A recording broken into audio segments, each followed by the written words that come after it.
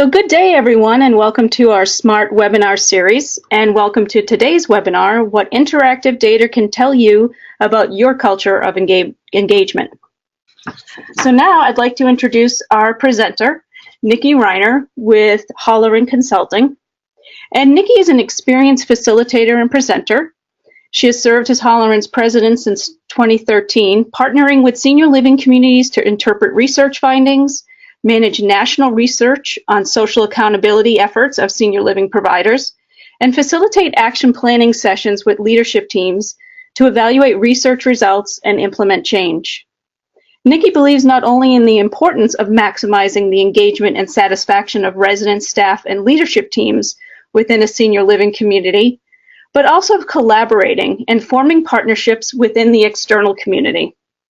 Nikki is a sought-after guest lecturer at various state, regional, and national senior living conferences on a variety of subjects, including strategy, social accountability, engagement, and satisfaction research, and community health. She leads the Holleran Leadership Engagement Program, a 20-hour experience designed specifically for frontline leaders and supervisors. So we are thrilled to have Nikki here with us today. Welcome. Well, thank you, Andrea. I appreciate so much the introduction, and I want to thank all of you for joining us today. During our previous two sessions, we reviewed outstanding results of Maplewood Parks Place resident and employee engagement survey. And during those sessions, we talked about why marrying engagement and satisfaction are important, as well as we heard from Maplewood Park Place's team on, what best practices they created to create a culture where engagement really truly is paramount. So today, we're going to spend time reviewing their actual results through a dynamic reporting portal. And this dynamic reporting really can provide an entirely new world to understanding survey data. So let me just start by saying two things. First, I wanted to thank Maplewood Park Place's leadership, resident, as well as their team members. We have just thoroughly enjoyed this opportunity to partner with them in a brand new way, and it's been a privilege to review their data as a case study over these last several webinars.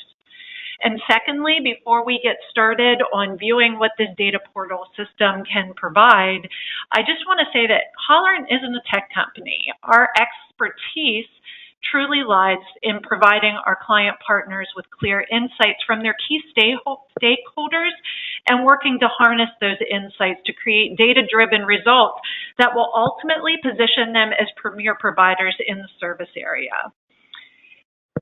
If I step back to when we began building our data portal, I had numerous conversations with executive teams who were searching for systems that were not only user-friendly, but that would provide some really meaty and in-depth perspectives. But many of those conversations ended with comments such as, I need a system that allows our organization to slice and dice our survey data at a moment's notice, but doesn't require us to have a full-time analyst to help us do it. And so that really was the premise of how we looked at creating this data portal. So our intent was to do just that, to create a user-friendly, easy-to-navigate data portal that would just provide some really fresh insights. And so I'm excited to share it with you today as we review Maplewood Park Place's results. So if you had a chance to join Michelle Holleran, who presented the last two webinars in the Maplewood Park Place team, you know that their engagement results were stellar. Great results can actually sometimes be challenging as you continue to experience, you want to continue experiencing those stellar results, but from a static standpoint, a static report standpoint, it can be a struggle to sometimes find relevant insights as you're looking to create action items. The dynamic reporting system can really give you a deeper understanding into your engagement story and begin to guide those directives. So let me start by changing to the first tab here on the respondent information. So what we're looking at here are the demographics created by Maplewood Park Place. Some of these are standard and a part of the everyday survey process as we launch our survey development, but we also allow for some customized demographics on this. So you can see a couple different things here. First of all, this is the independent living results solely. All we're looking at here is that level of care. You can see that response rate was at a 92.3%, absolutely incredible. Breakouts as things as length of residence and typical year of birth, marital status. And then the would you recommend, we consider that a demographic here at Holler. It really allows you to look at all of your factors by the would you recommend opportunity. And I'll show you that a little bit more when we go into the customized tab here that allows you to slice and dice at that moment's notice.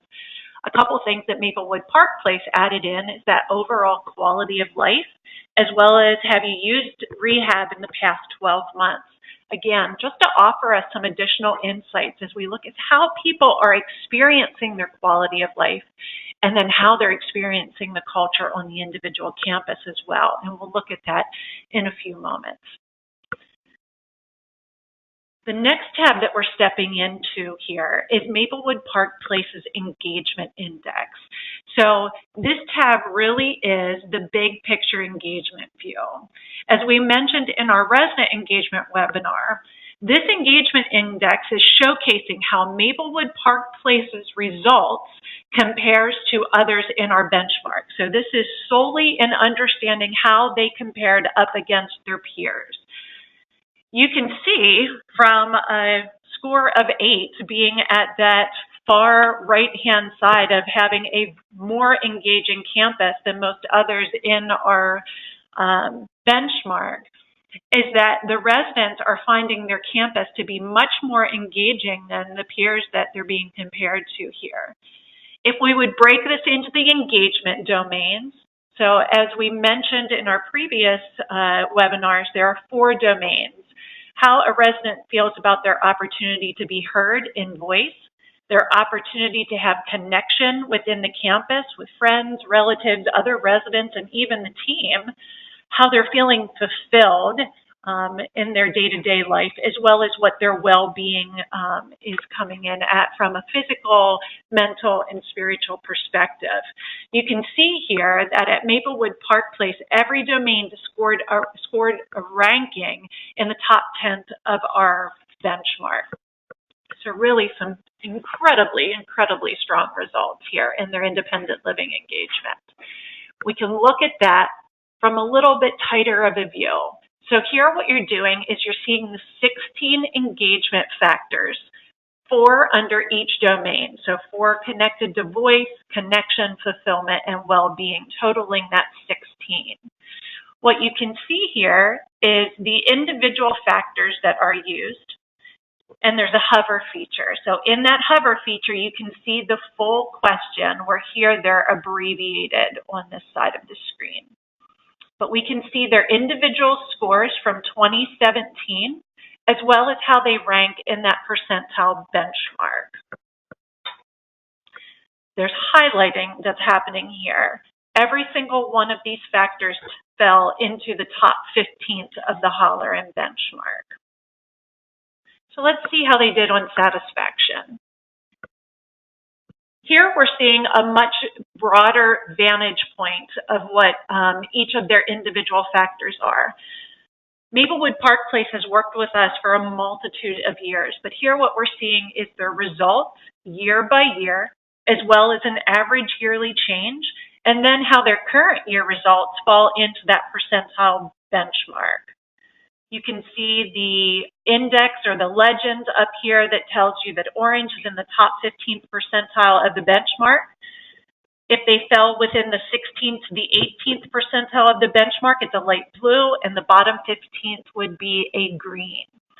You'll notice here that there were a couple of blanks. That just means that that factor was customized for Maplewood Park Place and didn't have a benchmark percentile.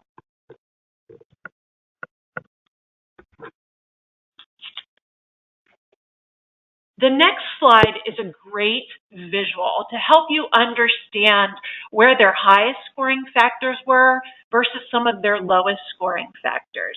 So here you can see on the heat map color legend that the lowest factor of all of the factors combined here had a score of a 3.73 the whole way up to a 4.90. So my immediate eye is going towards the orange. You can see some incredibly strong scores. Again, the hover feature allows us to see the questions exactly as it was asked on their survey tool. We can see that the accessibility of the executive director scored at a 4.83, and from the heat map, it tells us was one of their strongest scores, as well as the responsiveness of the executive director. But as we look at year to year, this has been strong for Maplewood Park Place over the last 3 years of results. We can see a little bit of a shading difference, but still all in orange here. But what also my eye goes to is just one factor showing up in the green, and that is the service in the dining room. As you can see from the hover feature, not only does it tell me the full name of the survey factor, but it also gives me an N value. So I can see that in 2015, 169 of their residents completed this factor and scored it at a 3.73. Here, 186 scored it at a 3.97, and again, a 3.91. So as you're looking at this, it really starts to paint a picture of how things are going from an engagement standpoint and how they're moving from a satisfaction standpoint. Go here to the next tab, and this is frequencies. Again, the visual here can be pretty powerful. We're reviewing the frequencies of the scores for those 16 engagement factors. So immediately my eyes are drawn to Maplewood Park Place encourages me to pursue meaning in my life. So if you look here, you can see this factor had less in that 5 category than all of the others. When combining those 4s and 5s, we can see the least amount of agreement in this factor, but the strongest with addresses issues as well as being as socially active as I like. Again, you can see the N values in the ratings of the 4s and the 5s. And even in this pursue meanings, although they had 11.7 in that neutral category, that N value was only 21.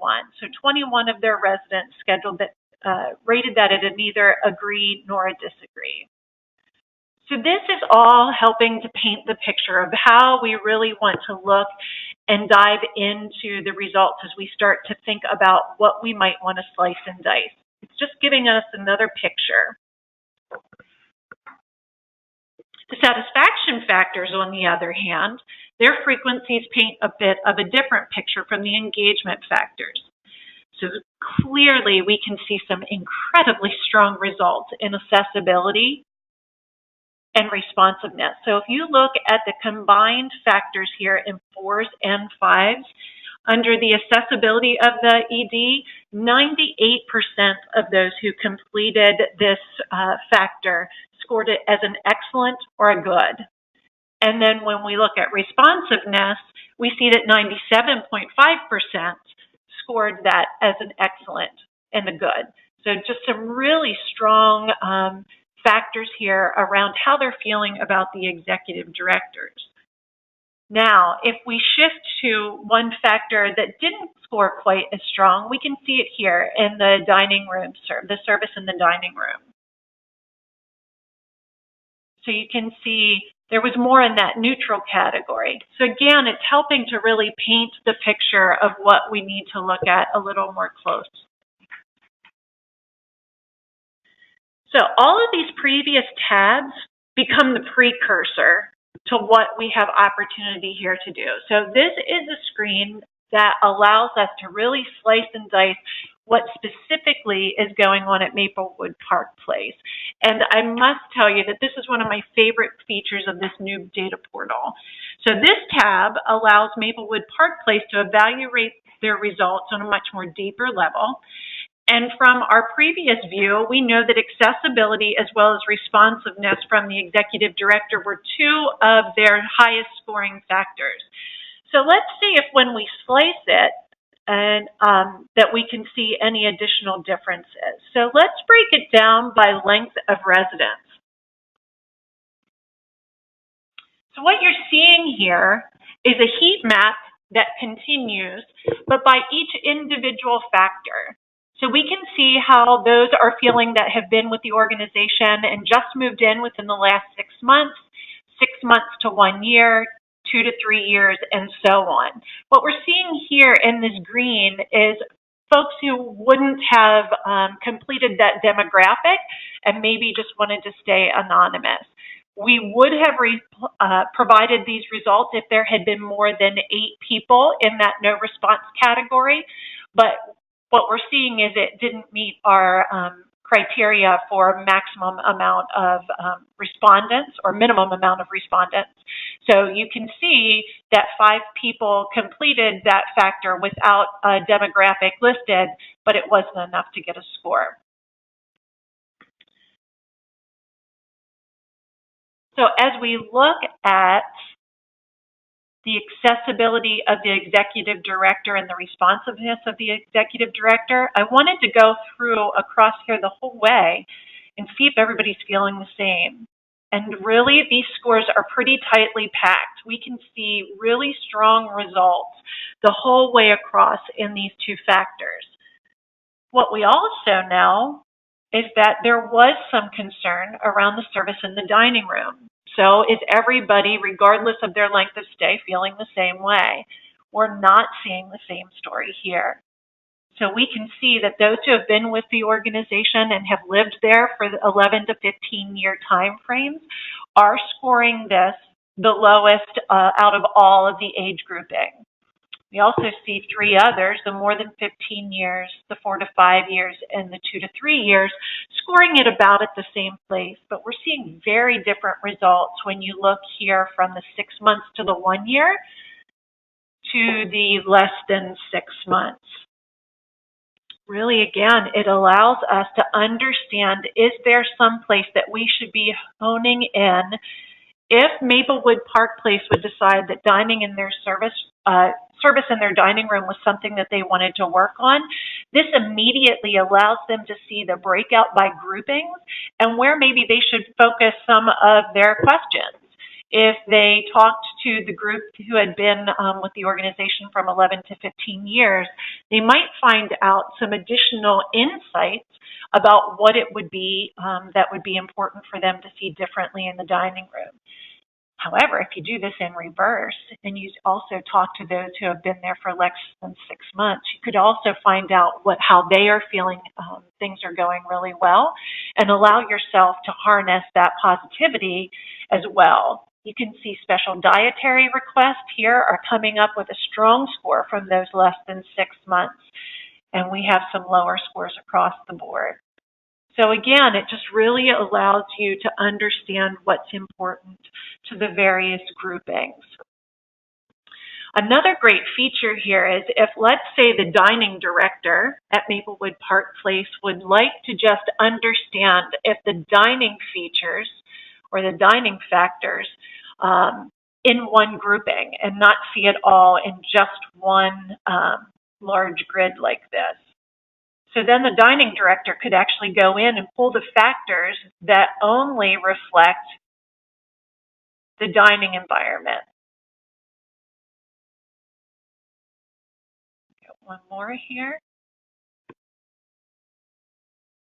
So you can choose multiple factors and really allow you to see what's going on in one particular department all in one fell swoop by just looking at the factors that would be relatable to that department. You can go back, you can click the all again, and there's some different ways here. You can also see, are there some issues as we look at the year of birth? and we don't see as many differences here as we break it down by year of birth. So there's a couple. And then one last time, if we wanted to see, okay, how are people feeling about their overall quality of life? And we can see that those who were in this category of just all right were scoring factors much lower than those who were feeling good or very good. Now, you might be saying to yourself right now, isn't that pretty typical? And actually, in some of our benchmark comparisons, when we've mined those benchmarks, what we've seen is that people who are feeling like they have a poorer health, overall quality of life, actually have more connection with the staff and team and end up scoring the factors a little bit higher. So this isn't exactly what I would always expect to see. So again, it's always really interesting to be able to slice and dice and see if there's something going on that maybe could direct your action plans as you're looking at where you would want to focus your efforts over the next couple of months.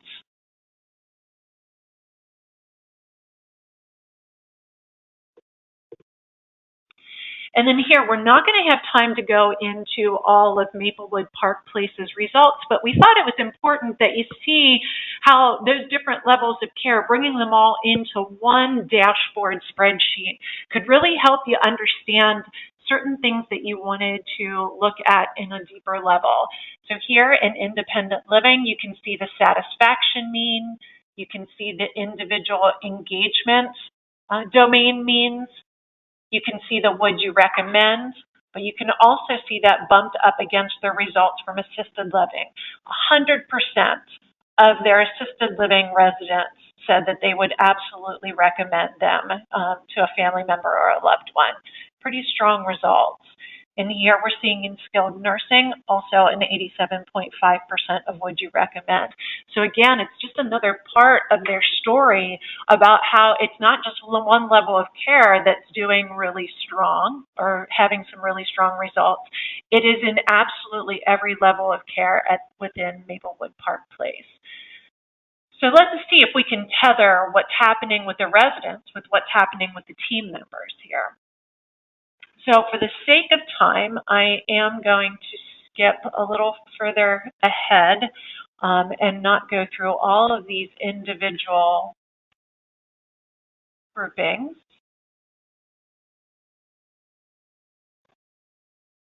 Having a hard time getting my, well, we might just, here we go.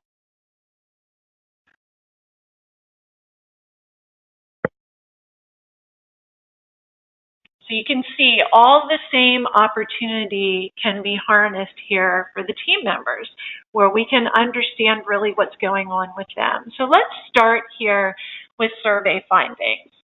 Again, what we're looking at here is the individual results from year over year and how that compares to the deviation found from the midpoint of the Halloran benchmark.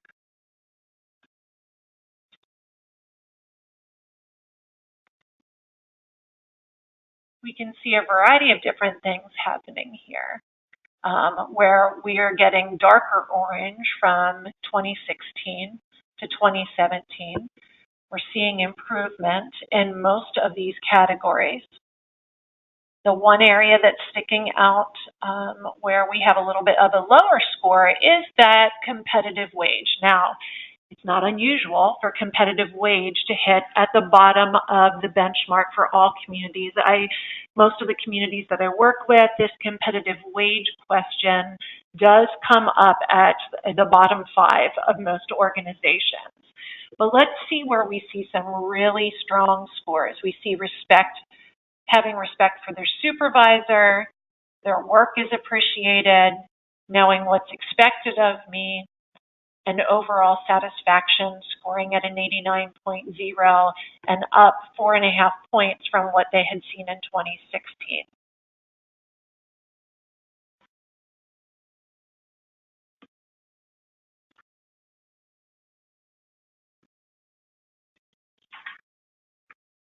If we go into the engagement factors, here what you're seeing is their overall team member engagement.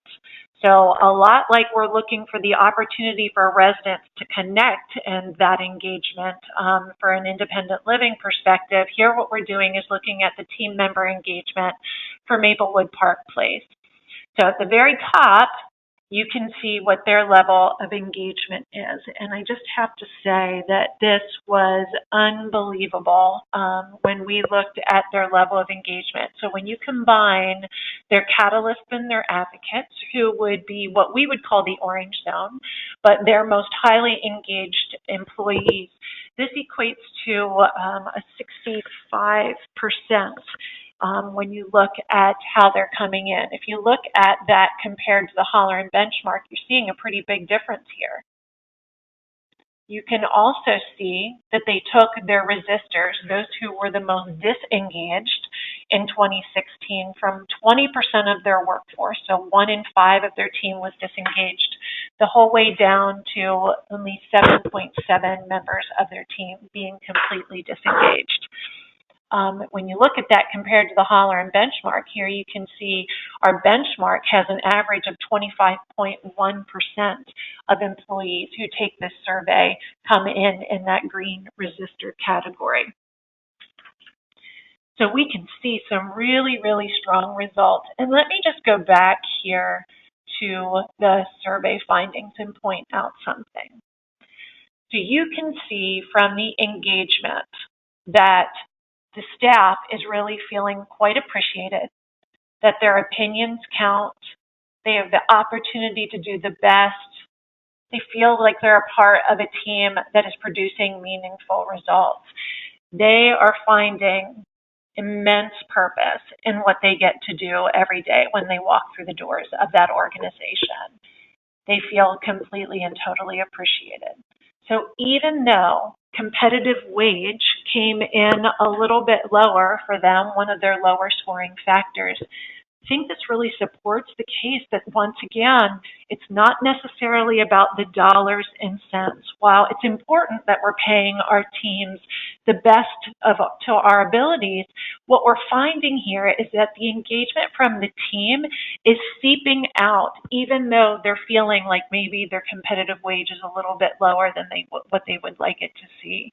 So engagement really can take you to a completely different level when you have engagement with your team. And I feel like that's what we're seeing as we seep into what's happening in the independent living results as well. We're seeing unbelievably high results as far as resident engagement is concerned. And I really strongly believe that it is all tethered to how the employees are feeling about their personal missions being able to be fulfilled absolutely every single day when they walk through this organization. So here we can even see a breakout by department engagement. It's important for us to understand, is one department maybe not feeling the same as the others? So what we're seeing, and if we talk about what we see in the Holleran benchmark, it is not uncommon for administration to be your most highly engaged department. They're the individuals who are making the decisions, obviously, but they're also the ones that understand the work that's going to be put into the mission and vision moving forward, and they're excited about that mission and vision. So we often find that administration is the most highly engaged. Where we find the departments that are the most disengaged come from nursing and dining. We often find that those departments can have anywhere. I've worked with organizations where 25% of those departments were disengaged, the whole way up to about 58% of those departments being disengaged. So you can imagine what kind of challenge that becomes when you have so many of the team that are disengaged and they're the ones giving the direct care and having direct connections every day with the residents. So we really want to make sure we're understanding the level of disengagement from these departments that have such a high touch as well. So you can see here that in food and beverage in their dining department, there is 16.2%. But as we look at the end value, which is really important for us to be paying attention to, it equates to 6 individuals. So when you look at even a department with the highest level of disengagement here, it's much better than what we're seeing on average in the Halloran benchmark. But again, the more that you understand about the nuances in the departments and the nuances in how the factors are being coded, it allows you to understand where your next work will be. Again, you can get custom breakouts on this. So what we can do here is break it down by department and work group. Oftentimes, this really helps us land on what's going on maybe in the skilled nursing department or in the food and beverage. So where you can see here, again, management and supervisors didn't have enough. They were just too shy on all of these factors to get that individual breakout. We want to make sure that we can guarantee everybody's confidentiality, so we always require a minimum of at least 8 people in any grouping in order to give those scores. But here you can see in food and beverage, we do have some that are landing a little bit lower. Their opinions counting is a little bit lower than what we're seeing in some of the others, as well as trusting the leadership, and then staff issues being resolved quickly, and the workload of your team being distributed fairly. The great thing about this is that when you do see where there's areas that are very strong, you can even have an internal best practice. So here, as we looked in activities and assisted living, we're finding that everybody scored this as a 5 as they were asked, did they have respect for their manager? The leadership in that activities and assisted living is incredibly strong and might give some additional best practices to some of the other departments that maybe aren't scoring as high in those areas.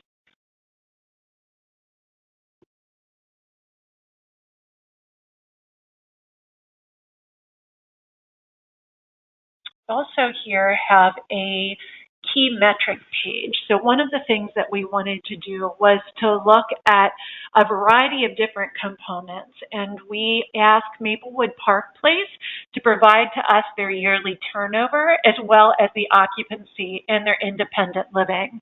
So this page allowed them to say what's important to us and what is it that we want to be keeping an eye on. As we look at our strategic vision and where we're going long term, what are the core components for us to keep a really close eye on that will help us make sure that we're meeting that long-term measurement that we're looking to secure. So here you can see they chose the employee engagement mean. You have the breakout by employee engagement. Residents would you recommend? Their engagement index, independent living occupancy, and the turnover. What we're looking at currently is how the team feels overall. But the great thing is that we could also break this down by a variety of different components. For the sake of today's presentation, we can also break it down by full-time and part-time. And here we can see the difference in the full-time and part-time turnover, in the engagement index for employees who come in as a part-time FTE and those who come in as full-time. Again, just allowing you to see different perspectives here can really help move your next steps. So I know Maplewood Park Place is a single site, but if you bear with me here, I'm going to switch screens and we're going to go into what it would look like if all of Sunrise utilized this system. So again, I just want to show you a couple different screens here. So for large multi-sites, one of the additional breakouts that you can do is by community. So here you can see that for the sample's sake, you've got 5 communities. Now, obviously, we could, craft this to be larger. It could also be crafted to be dissected by region or by state, but this gives you an idea of what would happen if Sunrise collectively had all their communities come through here. This allows us, through this heat mapping phase, to see that Community 2 is struggling a little bit in comparison to 1, 3, and 4. Community 5, their scores are top-notch, really scoring very strongly. And you can see that at a really quick glance from this heat mapping. Now, if you remember, just a couple minutes ago, we talked about the fact that sometimes nursing departments really struggled. So what we could do here is also break it down in an additional way by the individual department.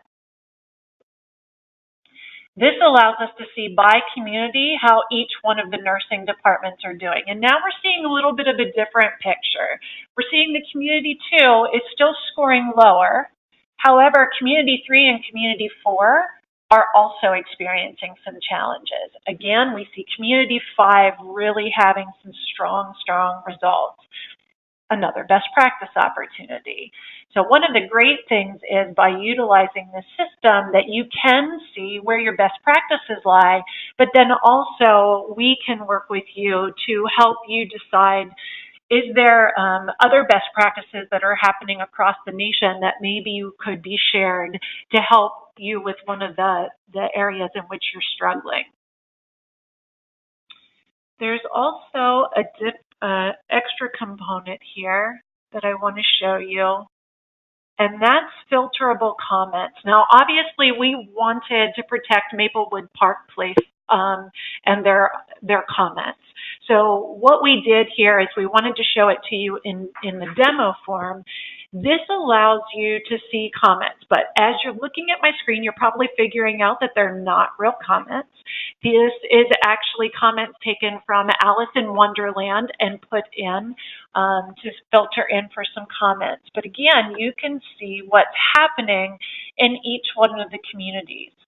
You can sort your comments by all communities in the nursing. So now you can start to tether what's happening in your results alongside of what people are saying from the comments. The other great feature, and I often, as I talk with the team, they laugh at me a little bit because I am super excited by the opportunity to filter comments by level of engagement. So as I was working with a larger multi-site and their executive team a couple of weeks ago, we were looking at their opportunity to filter their comments. And one of their executives actually said to me, Nikki, come on, I'm pretty sure that I can determine who my resistors are by my comments and who my catalysts are by my comments. And then I sorted them for him. And what he saw was that he actually didn't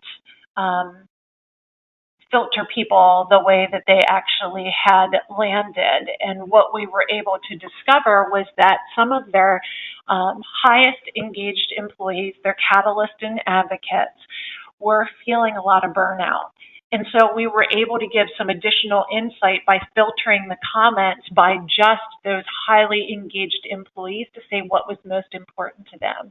And it was a great opportunity for that organization to understand that if they didn't start to figure out some different work-life balances, that they were most likely going to lose a good amount of their catalysts and advocates.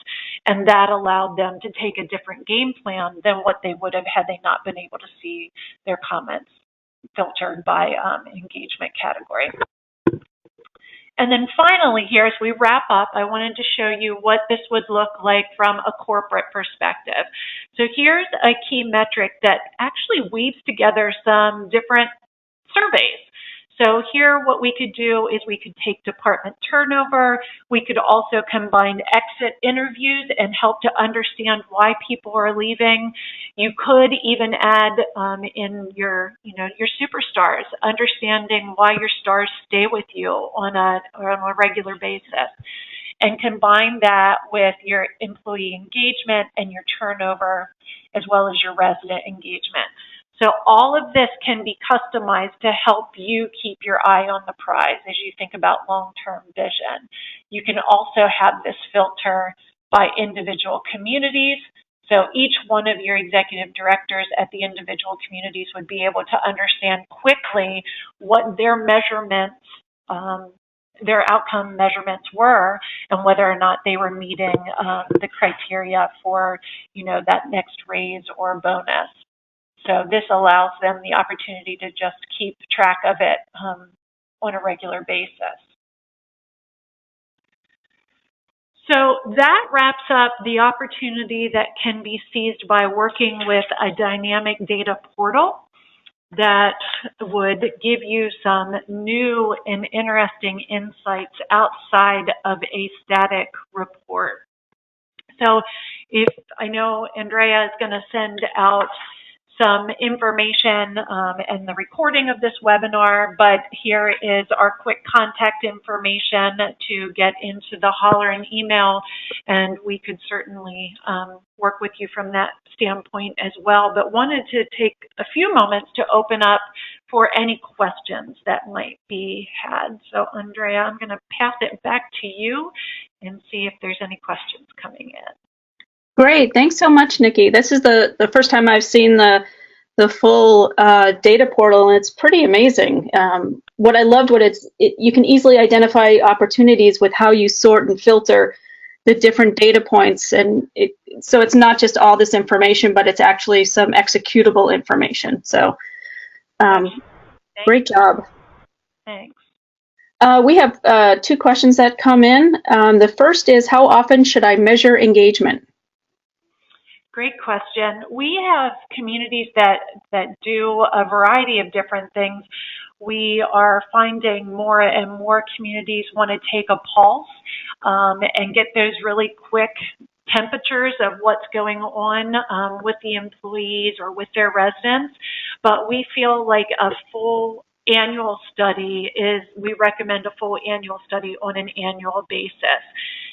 Like I said, as we looked at this key metric dashboard, there are opportunities for you to fold in some of those quick touch points with your annual survey. I think, we're hearing a lot about survey fatigue and that residents and employees don't want to be filling out surveys every month. But so if you want to do that, I think we can certainly find out a good timing. But the full engagement survey on an annual basis is what we recommend. Great, thank you. Also, too, how can we increase supervisor engagement? Great question. And I think going back to the slide that really helps you understand, if you look here, just pop back in. Here you can see on our demo slide, this is not Maplewood Park Place's information, but here you can see the engagement level from supervisor versus non-supervisor. So here in this scenario, you're seeing that the supervisor is pretty strongly connected and pretty engaged. So in that circumstance, what we would say is that the level of the non-supervisor's engagement is just a little bit further back than what we're seeing from the supervisor. So potentially the supervisor needs to be taught some concepts to engage their teams in new and different ways. So sometimes it's about leadership development for those supervisors to just really give them the resources necessary to help them kick up their level of engagement from the team to a new notch. And other times, sadly, there have been times where we've seen the supervisor engagement is much behind what we see from the non-supervisor. And then you have to have some of the hard conversations about, do we have the right supervisors in place within our organization? And are they going to be able to take us to that really palpable feeling of engagement the moment anyone walks through our doors. So it really all varies on the individual results. You must start with the data first. If you don't understand how people are feeling and you're simply making an assumption that the supervisors are engaged or unengaged, then you could potentially be making the wrong assumption. So it really is important that you are able to survey the supervisors and the non, understand their level of engagement, and then customize your results around what you're seeing from those. Great, thank you. And Nikki, do you recommend doing resident and employee engagement studies at the same time? I absolutely prefer having them done at the same time. So when they're done separately, you can make some practical correlation. When they're done together, you can often see much more deeply. So for example, there's a client that I'm working with who did their employee survey and their resident survey separately, and we saw some pretty big instances and challenges coming up in their dining services. But because they did the surveys at different times, we couldn't tell if there was something going on in the kitchen at the same time as something was going on from the resident's perspective out in the dining area. So doing them in tandem really allows you to understand much more closely if the challenges are correlated or if they're completely off base. So doing them together provides the most amount of insight. Terrific. Another question that's come in, what are the best practices for increasing the engagement of dining services personnel? And that's always a tough one for this industry. It absolutely is. And you know, one of the things when I speak with dining directors, and I always feel bad because when you look at our benchmark, you know, what bubbles to the top of our benchmark are how the residents feel about the team and how much they love the staff that's taking care of them every day. And what always bubbles to the bottom is poor dining services. And it just is, it's challenging to, you know, create a meal that everybody's going to fall in love with. But as you're trying to work with, you know, the dining services team, you really need to seek out your catalysts and your advocates, understanding those who are the most highly engaged, because they're going to be your cheerleaders and they're going to help you to work around and start to implement change that can be palpable.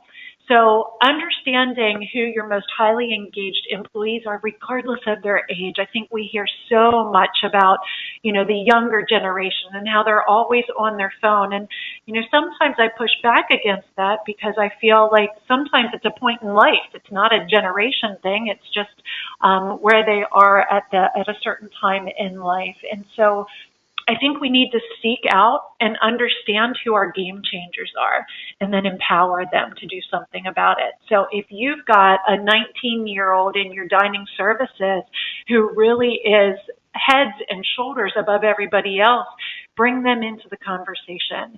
Help to utilize their knowledge and expertise. So that's just one quick way on the floor, but then also seeking out others who maybe are doing really well within within a peer organization, such as a benchmark comparison, where we can mine our benchmark, find organizations who are doing really well in those, and then connect you for conversation. So there's, again, a ton of different ways to seek out best practices, and that's what we love to do with our clients, is that after the results are in and we start seeing where are your red flags, where are your opportunities for celebration, and then we can have a lot of conversation and collaboration to bring in people who are doing it well and other best practices that we're learning as we work with clients across the nation.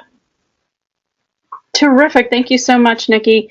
Well, that's the last of the questions, and I want to thank you, Nikki, for your time and the great information you presented, and thank you for all who attended, and everyone have a great rest of your day.